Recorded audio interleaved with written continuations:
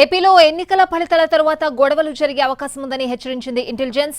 June 19 వరకు police బలగాలు అప్రమత్తంగా ఉండాలని సూచించింది. అవసరమైతే కేంద్ర బలగాలతో భద్రతా ఏర్పాటు చేసుకోవాలని సూచించింది. సమస్యాత్మక ప్రాంతాలను గుర్తించి చర్యలు తీసుకోవాలని ఆదేశించింది ఇంటెలిజెన్స్.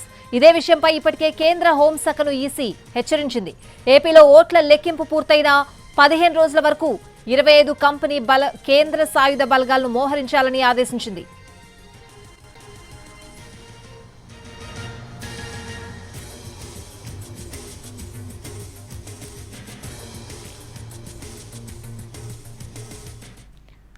ఏపీలో ఎన్నికల ఫలితాల తర్వాత గొడవలు జరిగే అవకాశం ఉందని హెచ్చరించింది ఇంటెలిజెన్స్ హెచ్చరికలకు సంబంధించిన పూర్తి అప్డేట్స్ అడిగి తెలుసుకుందాం. మా ప్రతినిధి పిఎంఆర్ చంద్రశేఖర్ లైవ్ లో ఉన్నారు.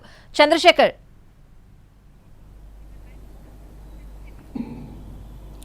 రైట్ స్వాతి, ప్రధానంగా ఆఫ్టర్ పోల్ వైలెన్స్కి సంబంధించి రెండు కీలకమైన పరిణామాలు చోటు చేసుకుంటున్నట్లుగా కనిపిస్తుంది. ఒకటి, ఆఫ్టర్ పోల్ వైలెన్స్ ఏ విధంగా జరిగిందో ఆఫ్టర్ కౌంటింగ్ తర్వాత కూడా వైలెన్స్ జరిగే అవకాశాలు చాలా స్పష్టంగా ఉన్నాయనేది ఈసీ ఇప్పటికే యాంటిసిపేషన్ చేస్తుంది. ఇప్పటికే కొన్ని నియోజకవర్గాల్లో కావచ్చు, కొన్ని జిల్లాల్లో పూర్తి స్థాయిలో ఏ విధంగా రోడ్ల మీదకు వచ్చి వీరంగం వేసిన పరిస్థితి వివిధ పార్టీలకు సంబంధించిన నేతలు, అలాగే ఫ్యాక్షన్ ప్రభావిత గ్రామాల్లో అయితే చాలా పెద్ద ఎత్తున కనిపించింది. దీన్ని కంట్రోల్ చేయడంలో రాష్ట్ర ప్రభుత్వ యంత్రాంగం అలాగే పోలీసు యంత్రాంగం పూర్తి స్థాయిలో విఫలమైంది అన్న ఆరోపణలు వచ్చాయి. సో దీనికి సంబంధించి నిన్ననే ఈసీ అటు ఏపీ సిఎస్ జవహర్ రెడ్డి అలాగే డీజీపీ హరీష్ కుమార్ గుప్తాని పిలిచింది, వివరణ కోరింది. సో ఈ నేపథ్యంలో కొంతమంది అధికారులు, పోలీసు అధికారులు ఎవరైతే ఉన్నారో వాళ్ళ మీద కూడా చర్యలు తీసుకున్న పరిస్థితి కనిపిస్తుంది. సో ఈ నేపథ్యంలో కౌంటింగ్ తర్వాత కూడా ఖచ్చితంగా గొడవలు చెలరేగే అవకాశం ఉందని ముందుగానే యాంటిసిపేషన్ చేస్తున్న పరిస్థితులు కనిపిస్తున్న నేపథ్యంలో అక్కడ 15 రోజుల పాటు కేంద్ర సాయుధ బలగాలను నియమించాలి, ఏర్పాటు చేయాలి. ఎటువంటి ఆఫ్టర్ కౌంటింగ్ తర్వాత అంటే ఆఫ్టర్ కౌంటింగ్ వైలెన్స్ కూడా జరగకుండా ఎటువంటి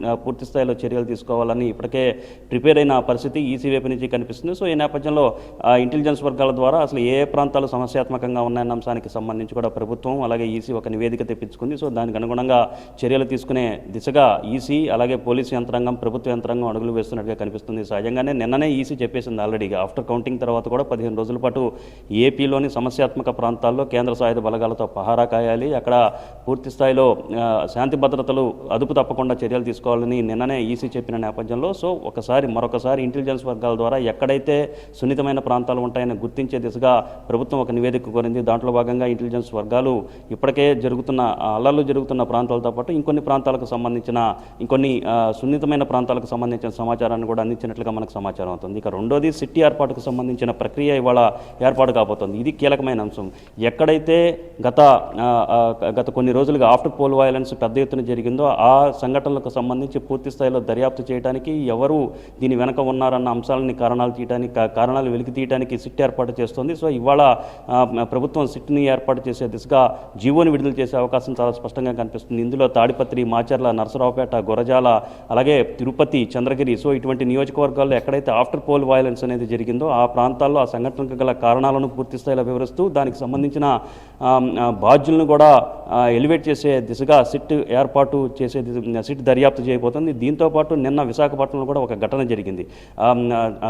ఒక పార్టీకి ఓటేశారని వేరే పార్టీ వాళ్ళు దాడి చేసిన పరిస్థితి కనిపించిన నేపథ్యంలో ఈ సిట్ దర్యాప్తులో భాగంగా ఈ విశాఖపట్నంలో జరిగిన ఘటనను కూడా దర్యాప్తు చేద్దామా లేకపోతే దాన్ని సపరేట్గా చూద్దామన్న దిశగా కూడా ప్రభుత్వం మల్లగుల్లాలు పడుతున్నట్టుగా తెలుస్తుంది. సో ఓవరాల్గా దీంతోపాటు తాడిపత్రిలో అంటే రాజంపేట డిఎస్పీ చైతన్య పరిధులను దాటి వ్యవహరించారన్న అంశానికి సంబంధించి కూడా విమర్శలు వస్తున్న నేపథ్యంలో ఈ దర్యాప్తులో భాగంగా సిట్ దర్యాప్తులో భాగంగా ఆ అంశాన్ని కూడా పరిగణలోకి తీసుకోవాలని ఆదేశాలు జారీ చేసే అవకాశం ఉన్నట్టుగా కనిపిస్తుంది.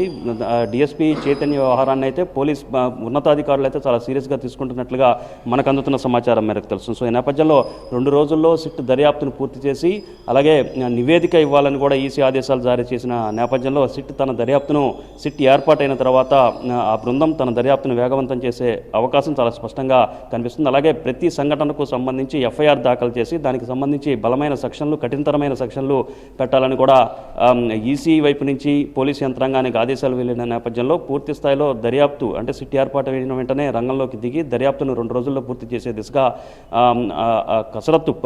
సిట్ కసరత్తు చేసే అవకాశం చాలా స్పష్టంగా కనిపిస్తోంది. Swathi. Right PMR, thanks for the updates.